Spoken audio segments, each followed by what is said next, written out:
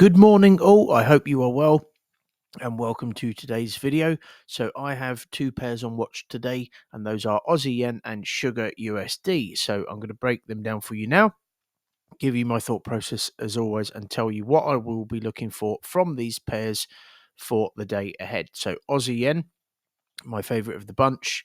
You can see that on the higher time frames on the daily chart, we have this low here. Okay, we kind of tap just below it, but we kind of wick below it. We know that on the higher time frames, we typically break below these before we're going to rally to the upside. So it's no surprise to me that once we sort of wicked, we did kind of wick through ever so slightly, but this is not normally the kind of break below we would see on the high time frames if we're going to rally to the upside. And sure enough, we get this kind of corrective seesaw move up, no doubt, as people are trying to buy this, whilst the orders that are still down here and the orders that are being placed down that area drag price down. And then we end up with that kind of 1, 2, 3 structure like that, where this becomes the middle section. We then break below. Remember what I've said in my most recent videos: bargain area of value for a buy for the bigger players, not resistance. Just because it's broken below, bargain area of value until the market gives us something like that. And then we can say, okay, right, now this represents a high area of value for a sell because we have highs which price keeps moving down from. Okay, we would have that impulse correction continuation. We didn't get that. We just broke below the structure. Whoops. We broke below the structure. People start selling. They get washed out by the bigger players who are now buying this because it's a bargain area of value for a buy. We then go into a bit of a corrective move up. At this stage, I wouldn't have been convinced that we were going to rally to the upside because we've moved up correctively. But the market can do anything at any time. So it breaks out. It then breaks out of that. Then we come down. We retest that area. That is now a strong indication that we're moving to the upside. Okay. One of the things that stands out to me, I'm just going to go into a little bit more detail because obviously I've only got two pairs on watch today. The first thing that stands out to me is that when we move down from here, we near miss to this area. Remember me telling you that these near misses often, price will often come up to fill the area that it's near miss to. So when we move down from there, it's no surprise to me that we start to move up. Okay, what happens then? We break above this area, but we near miss to this standout area of value. Okay, so now we have that kind of second touch which breaks above the first touch, but we don't tap into the area of value, and that's given me a clue we may be potentially moving to the upside to tap into the area which we near miss to, and then we would have kind of that kind of structure, okay, which would be fairly parallel. Okay, typically speaking, after the second touch, this would be the more corrective leg. Okay, and the move into that would be more impulsive, and the move out of it would be more impulsive than the middle section itself. That is a factor in my thinking. Okay, that is a slight negative if you want to look at it in terms of confluence factors. This move down is very impulsive, so it's not normally the case that the second touch of a three touch structure, if we were to get that, would be the more impulsive leg. But regardless, if we separate the structures here, we have that low here. We come down, we near miss to it. We come all the way down. We tap below bargain area of value for a buy. We rally to the upside. Okay, and then if we just drill down a little bit, you can see. Just get that paintbrush tool off the chart for a second. We can see that we have this very sharp move down followed by a sharp move up. That by definition means a lot of liquidity was placed here in a very short period of time. Okay, we rally to the upside. What happens? We come down, we near missed that area. We scoop all the way back round again, tap into the area that we near missed to last time around.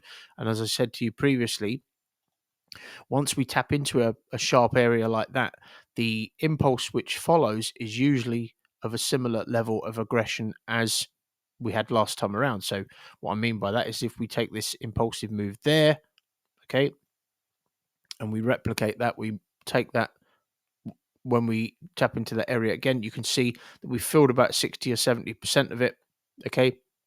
But more specifically, you can see that the move up there was of a similar level of aggression as this move here.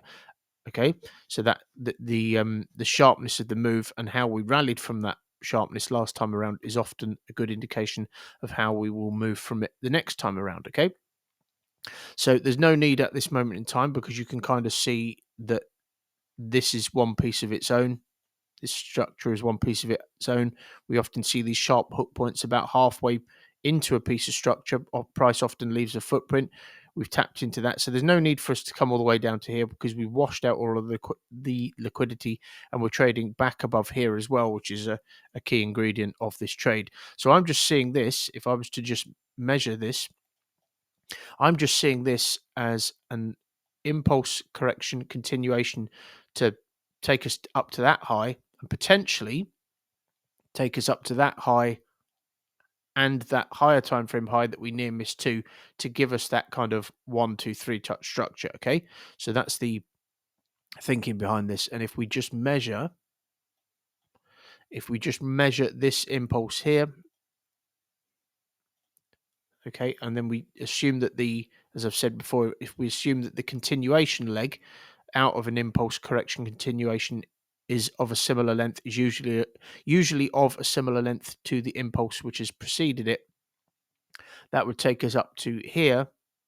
Okay, exactly there. Okay, and that is, if you think about this from a business perspective, if you were looking to get long here, if you got long from my area of value, right, where would you be looking to get?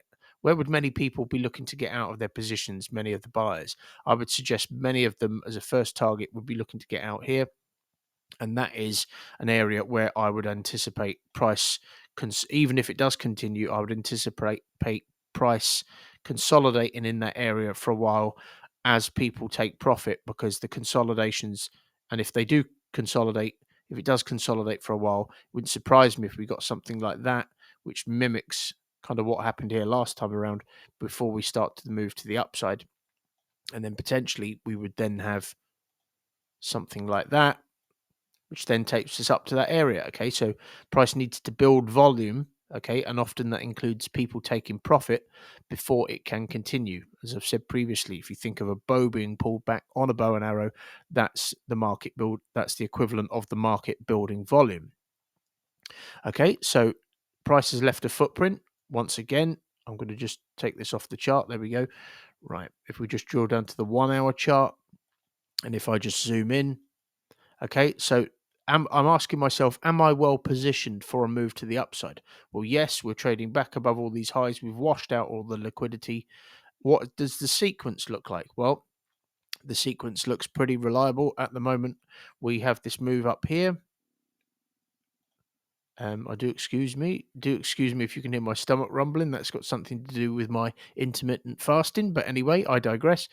So a 50% pullback is kind of the line in the sand, and you can kind of see here that if we pull back to this area of value, that would be a 50% pullback of this overall move. So the sequence looks pretty healthy. You can see that we've had these little we had that we had a bit of a sharp move there, but then we go into these tighter consolidations and then into this larger one. So I'm satisfied that the sequence is good. We have this low here. Okay, there's nothing else in the vicinity. I like that as well. When there's multiple inflection points, often that increases the risk a little bit, because obviously price may gravitate to one or more to some of those inflection points before it moves to the upside. But when we have a standout one here, this is the one that I would anticipate the bigger players paying attention to for the next wave to the upside. Okay, and if you just look at this, what happens? We come down, we near miss to it, we come all the way up, we near miss to it again. And typically speaking, if we pull back, what's that, 75-80% of a move, it's likely that we're going to find our way all the way back down to the base of that 75 to 80% move. Okay, so we have a bit of a near miss again there. So it wouldn't surprise me if we come back down to here, we tap into the low that we near missed to, okay, and then we move to the upside. Okay, so with that in mind, what I'll be looking for is the following. Okay, there was a forecast on the chart. It's disappeared again. So we're just going to wait. Hopefully that comes back. There we go. We're back in the room. Right, there we go. So what I'll be looking for is price to tap into the area. On the lower time frames, we typically don't break that far below the areas of value and inflection points if we're going to rally in one direction or the other. That's typically a higher time frame phenomenon. However, it does tend to happen on the lower time frames sometimes. But what I'll be looking for is price to tap into this area. I'll be looking for an impulse up on the 1 hour chart, and then if price starts to consolidate on the 1 hour chart, if we have a consolidative, I don't even know if that's a word, 1 hour candle, I will drop down to the 15-minute chart, and I'll be looking for 6 to 8 corrective 15-minute candles, and then I'll be looking to get long on the break. I will set an order on the break if we get that, and we have 2 tops to work with. And simultaneously, I will be looking for that 5-minute risk entry from the bottom of the structure if the 15-minute correction is structured. And then I will be able to manage it to this high, this high near miss 2 for something in the region of 4%. And then what I would do in this instance is I would use the mechanical management system, and I would measure from there to that first target there that I was talking about. I would set a take profit at the 90% rule, which is typically where we pull back and can pull back about 50% of the move. So that I don't leave too much profit potential on the table, I would set the take profit there while simultaneously trading my stop loss, and that would give me 11%, which is not to be sniffed at. Very nice indeed. Okay, so that is Aussie yen. I have an alert set. Let's get that off the chart. An alert set at the area of value. Of course, if we were to get something like this, price may do something like this. It may near miss to it again, and then we get something like that. I would actually prefer that, okay, because then we would have a structured approach leading up to an area of value, which increases the likelihood of this playing out. However, if we just count the candles at the bottom of the screen, that would not be ready by the end of the day. But if it happens and it takes a bit longer to shape up, then great. Patience is the name of the game in trading. So that is Aussie yen. I'm going to move on to Sugar USD. Sugar USD, okay. Let's zoom out. So on the higher time frames, I don't quite know what's happened here. I don't know why this has gone like that. There we go. Someone's been shrinking my ray lines. I'm not happy. Right, so what do we have here? Initially, we had this high here, and we had a high sat above it. Because this high formed above this structure, that is an indication in itself that this is all part of the same thing. So if we near miss to here, then because this high formed within this structure and not below it, then when we near miss to this sharp exchange of liquidity, it's likely the case that we will not just tap into this sharp exchange of liquidity, but also tap into this one as well, because this high formed within here, and therefore this is likely part of the same thing. Okay, so we'll just get that off the chart a second. We do tap into that area, but how do we move down? We move down quite correctively. We move down quite more correctively than we moved up. That's often a clue. Nature theory. If we move down correctively, that's often an indication that we're going to impulse to the upside. We do impulse to the upside. We then get one of these scoop double tops and then move to the downside. Okay. We then have this little area of consolidation, not the most significant, but we react from there. That is not at the time necessarily where I would have anticipated us finding liquidity, but we did find liquidity there, and you can see we've rallied to the upside. And what I like about this is that we're trading above here now. We're clearly in a run of momentum to the upside. We've retraced in total about 60% of the move. The consolidation is happening just below that, but we've retraced more than 50%. That is a good indication that potentially this is, given that we're trading above this consolidation, above this low, and above this low now, this gives me an indication that this is potentially an impulse correction continuation to push higher, to give us a 1, 2, 3 and this kind of expanding pattern, which then taps into this sharp exchange of liquidity, which you can just see there, which these highs kind of near missed too. Okay, there was a sharp runoff from there, so that gives me a clue that there's liquidity there as well. Okay, and if we just drill down, you can see price consolidating. We're well and truly, we've moved to the upside. The sequence on Aussie yen looks a little bit better. This is a bit more of a corrective move up, but you can see we're well and truly out of that now. Okay, and if we were to just measure, we can get that on the chart.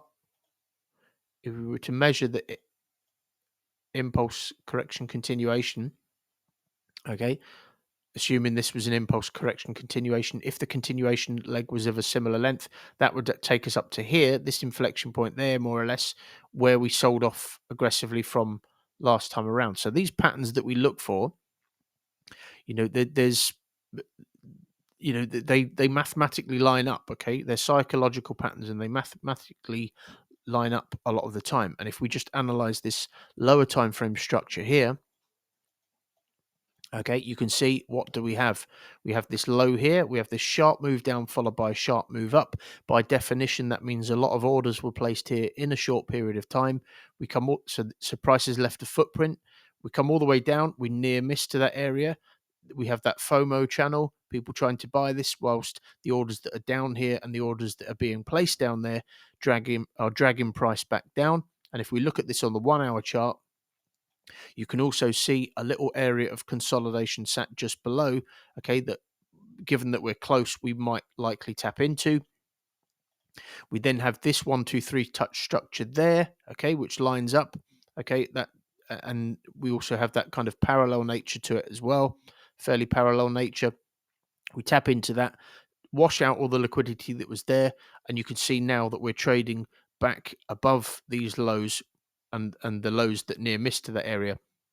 Okay, one of the reasons I wasn't looking for a risk entry from the edge of structure, if you're wondering, is because what I only take, one of the things in my trading plan now is that I only take risk entries from the edge of these larger structures when the 4-hour candle has closed at the area of value, when the body of the 4-hour candle has closed at the area of value. And you can see in this instance, yes, we wicked through the area of value and not to it, but you can see that the body of the candle, this is kind of a bit of an indecision candle, but the body of the candle was nowhere near here. Okay, so I will look to get long when we have closes like this, but my trading plan now states, because I've taken a lot of losses when I've got long with the risk entry, when the 4-hour candle has looked like this, when we have a 4-hour close like that, I'm always waiting for the push up followed by the flag as the confirmation that we're not going to come back down, especially given that this is a bearish wick, so a bearish candle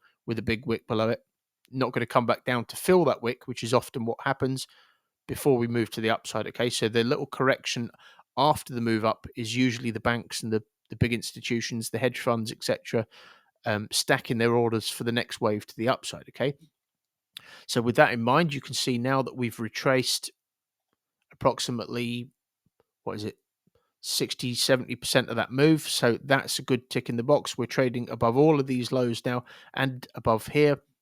So what I'll be looking for from this pair today, and you've got to remember that the trading hours are slightly different. I believe they're about 8 a.m. to 5 p.m. on sugar, so less opening hours. But one of the plus points about sugar is the spread doesn't widen. You can see that, the market's closed now on sugar, yet the spread is still 2.5. So that's one of the plus points of sugar.